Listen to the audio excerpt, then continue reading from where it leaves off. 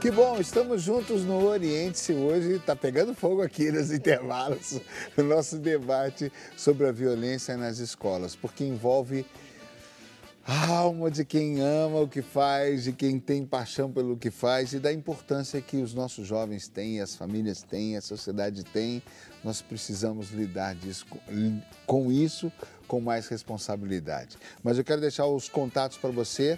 O Antônio ligou, eu já vou ler a participação dele. O telefone, se você quiser participar, é o 19 3871 9620. 3871 9620.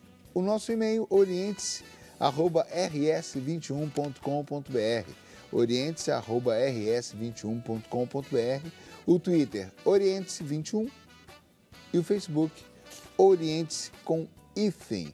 Mas vamos começar esse bloco já com o povo falando. O povo está justamente falando, né, o que cada um pensa a respeito desse assunto que abre tantas vertentes. Vamos lá. E você já viu algum tipo de briga assim na sua escola? Algumas... Muitas, várias. Na saída da escola mesmo, direto acontece. Eu acho que quando a pessoa briga na rua é porque já viu o exemplo, né? Se vê alguém brigando, vai brigar também. Eu acho que isso aí é um problema que a sociedade está tendo, que está sendo geral. Pode ser que está relacionado à situação da educação e a falta de amor pela humanidade uns com os outros. Isso depende muito da educação da família, da condição de vida social, é bem relativo. É difícil falar, porque o filho é de outra pessoa, o professor não tem muita ação nesse caso, e às vezes o professor fica refém da criança. Eu tenho um filho em idade adolescente, e aí eu dou uma base para ele que o professor é muito importante na vida dele, ele não pode desrespeitar. Não é fácil para um professor sair de casa para ser desrespeitado dentro de uma escola. Eu acho que uma pessoa que é bem educada, ela nunca vai agredir alguém que está ensinando ela, e vice-versa. Pois é. Miranda, comenta o que você estava comentando aqui durante o VT, que a sociedade sabe a resposta. A sociedade sabe a resposta. A grande questão e o grande desafio é você fazer dessa reflexão uma ação. A família está dentro da escola, cobrando políticas públicas que valorizem realmente o trabalho da educação. Essas famílias, por exemplo, cobrarem dos seus políticos, daqueles que eles elegeram, para que realmente financiem e deem a verba justa para aquela educação acontecer de forma decente. Então, eu acho que a sociedade, ela sabe a resposta, mas ela está dividida, está separada. Você sabe que essa é uma pedra de toque para mim aqui no Oriente, é uma das minhas preocupações, porque a gente sabe as respostas de tudo, a gente sabe o que precisa ser feito. Então, é preciso deixar muito claro para quem está em casa, para você, na sua casa, começar a botar em prática aquilo que você já tem como intuição, aquilo que a gente vai vendo. Senão, a gente traz só informações e elas não viram ação, né? E elas não se aplicam, discursos vazios. Né? Ficamos só no discurso. Você tinha comentado sobre o celular na sala, o Antônio, ele ligou e justamente perguntou sobre a lei, que ele falou que a lei é a 4131, se você conhece, que diz que proíbe os celulares na sala. É essa mesmo, né, que você estava se referindo, 4131? Exatamente. É essa mesmo, né? A grande questão, por exemplo, o que a gente faz na escola? A gente pede para os pais não deixarem o aluno levar celular para dentro da sala de aula. Porque o celular hoje praticamente virou um adereço, né? A gente está com o celular o tempo todo. Só que a gente diz para o pai, olha, na escola, a gente, se precisar, liga para a sua casa. E se você precisar, você liga na escola, nós vamos te atender e nós vamos avisar teu filho. Então, o que é bom para todo mundo? Não traga o celular para cá, já que existe uma lei que proíbe o uso do celular. Mas vai contar com essa atitude consciente dos pais? Não tem. O pai não consegue tirar do filho o celular. Aliás, essa situação da lei, né, é uma dessas situações que a gente sabe. Né? Eu vejo assim um pouco, as autoridades, principalmente, né, o nosso governo, muitas vezes faz uma lei para resolver uma situação. Pronto, já resolvi, já fiz a lei. Aí fica a lei, está aí jogada a lei. Mas o pior... pior... É lei de trânsito, é lei para defesa da mulher, é lei para não sei o quê. As leis vão sendo feitas, colocadas aí. Mas e a aplicação disso? Mas o pior... Nós temos que ser um a tanto fiscalização também... disso.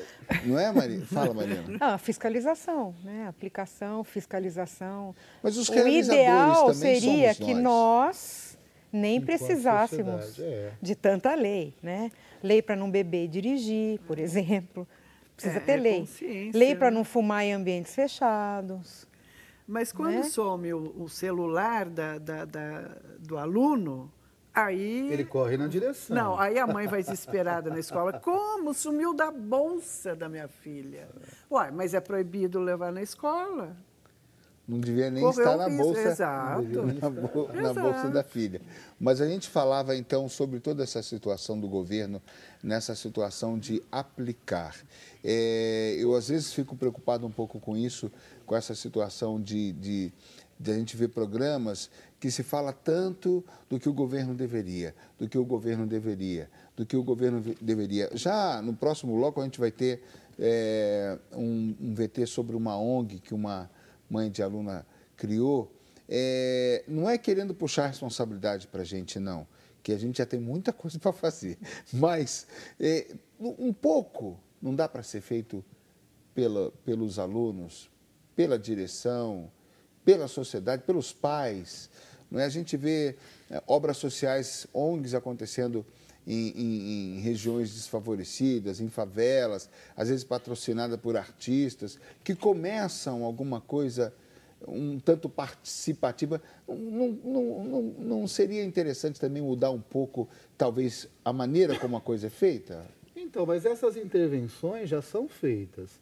Aonde a gente trabalha, a gente já tem algumas intervenções muito positivas, que é para construir mesmo esse ambiente acolhedor e de paz, né?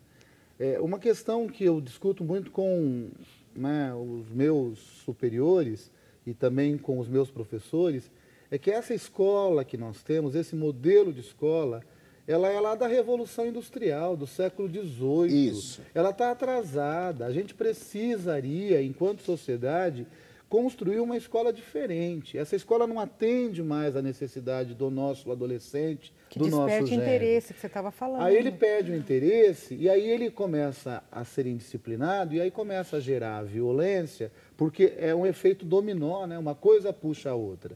Então a gente precisa repensar enquanto sociedade o que nós queremos enquanto escola.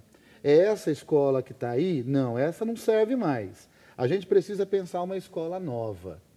E como que é essa escola nova? Uma escola mais interativa, uma escola onde a gente derrube as paredes. Esses dias eu estava vendo uma matéria, não sei agora em que canal, mas foi num programa de televisão que o diretor quebrou as paredes da onde ele é diretor e começou um processo de interação. Então, todos os professores estão ali com todos os alunos. Claro que a escola dele é pequena, mas os professores atendem o tempo todo todos os alunos. O professor de matemática, o de geografia. É uma escola nova. É uma escola nova. É uma escola diferente. Eu acho que a palavra interação é muito importante no mundo que nós estamos vivendo. Isso. Onde as redes sociais puxam tanto a interação. Eu estou aqui com os e-mails, olha aqui, chegou um e-mail, né? Eu estou aqui com o Twitter, fico doido aqui por causa da interação. Né? A interação seria fundamental. E essa geração Z, como ela é conhecida, é uma geração que está no Twitter, está escutando música, ele está teclando, ele está falando com o pai, ele está comendo também. Multitarefa. Ele está fazendo de tudo ao mesmo tempo. E a gente, enquanto escola, tem que dar conta disso. Porque se a gente não der conta disso, a gente vai gerar mais violência. Então, aqui também tem um fator importante para a gente começar a discutir como nós vamos criar a escola, como será a escola do século XXI. E aí eu acho que eu como diretora, ela como psicóloga, ela como professora, a mídia, né, vai ter que contribuir para descobrir qual é essa escola, que modelo de escola nós queremos. E se a gente for lembrar que a tecnologia praticamente... Hoje nos Estados Unidos, uma loja de departamento faz uma compra, faz uma promoção de um modelo de computador. Quando acaba aquela promoção, quando acaba aquele estoque, se ele comprou 10 caixas de 10 computadores cada caixa, 100 computadores, quando acaba os 100 computadores, que você chega para comprar aquele computador da promoção, não existe mais na fábrica. Porque na fábrica já tem um modelo mais avançado. Exato. Do mesmo pedido, no mesmo mês. No mundo em geral, a gente diz que a cada 6 meses o equipamento que você comprou ficou ultrapassado. Exato. Agora imagina a escola com esse modelo que não se atualiza nunca. Então, mas aí nós ficamos insaciáveis. E a tecnologia vai... Né? Fala, Mariana. Aí nós ficamos insaciáveis. Sim, mas eu só estou comentando, né? o quanto que essa atitude de educar está ficando. Os meus sobrinhos aprenderam, e aí eu já vi isso em vários jovens, né? Eles hoje aprendem inglês na internet. Sim. De tanto falar com todo mundo, aos 17, 18 anos, fluentes no inglês. Falei, de onde você... Não, a gente aprendeu na internet, conversando com os amigos. E aí, Mariana, o mundo não tem mais muro. Nossa, mas isso que o professor falou aqui é a adequação, porque a pior coisa que a gente pode fazer, principalmente com o jovem, eu trabalho muito com o jovem, nem gosto do apelido aborrecente, abomino esse apelido. Para mim, eles são adolescentes, é uma questão da gente conseguir, né, uma comunicação. É você criar o interesse, desperta o interesse, que eles são maravilhosos, eles são super criativos, eles são colaborativos. Se você fica trabalhando num modelo antigo, ultrapassado, eles não se interessam mesmo. Mas no Brasil é tudo, as leis também que são ultrapassadas. A vida vai seguindo, a fila andando, né? E as coisas ficam paradas, é uma pedra no meio do caminho. Por isso que esse apelo que ele está fazendo, eu acho assim, todos nós temos que fazer um movimento coletivo mesmo, para que a gente busque essas mudanças, essas atualizações. A gente não pode mais viver do passado e no passado, né? A gente precisa buscar uma educação do século XXI, uma escola do século XXI. A gente precisa... nos primeiros anos de escola, principalmente, né? Porque as universidades agora já vem tablet, o material, já estão com outra postura. Mas o governo não ia mandar para a primeira... Eu vivo dois mundos. Eu trabalho numa escola particular onde eu dou aula com um iPad. Os meus alunos todos têm iPad. E é outra realidade. E eu vou ser diretor depois numa outra escola que é na periferia de Campinas, que mal eu tenho uma lousa e um giz para dar aula. Né? Os meus professores mal têm banheiro para usar durante o dia de aula que eles passam ali na escola. A situação continua a mesma, né? O Américo, ele está fazendo uma pergunta interessante, dando boa noite a todos aqui, não é? E ele está falando... No meu tempo de escola, as classes eram separadas por classes. 1A, 1B, 1C.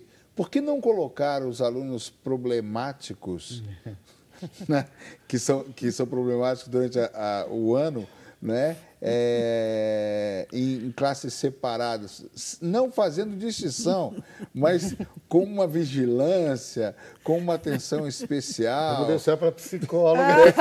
Muito obrigada. Muito obrigada. Miranda, agora foi sua melhor resposta até agora. Vai lá, Mariana. Por que não, né, Mariana? Por que não? Por que não? Ai, Américo. Bom, a primeira coisa, vamos começar um pouquinho antes disso.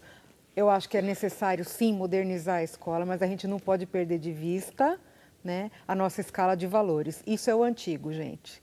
Isso é do humano, isso é questão da a educação, a família. De novo, eu retomo, né, que não adianta você querer educar o adolescente sem ter educado a criança.